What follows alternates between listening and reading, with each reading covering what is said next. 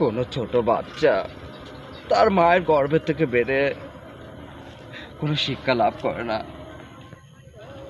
শিক্ষায় শিক্ষিত করতে গেলে তাকে মানুষের মতো মানুষ করতে হয়। আমি কি পেয়েছি বলো?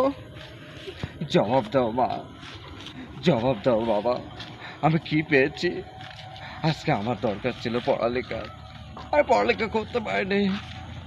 অভাব অনটনের সংসারে তোমাদের বোঝা মাথায় নিয়ে আমার চলতে হয়েছে। আমি কি এমন অপরাধ করেছিলাম? জবাব দাও। আজকে সবাই আমাকে সন্ত্রাস বলে, কেউ আমাকে সম্মান করে না। পিছন থেকে অনেক মানুষ আমাকে ঘৃণা করে। আমি সবই বুঝি, তারপরেও চুপ করে গুমরা বুকে মনের ভিতরে পাথর চাপা আর কষ্ট দিয়ে এখনো বেঁচে আছি বাবা।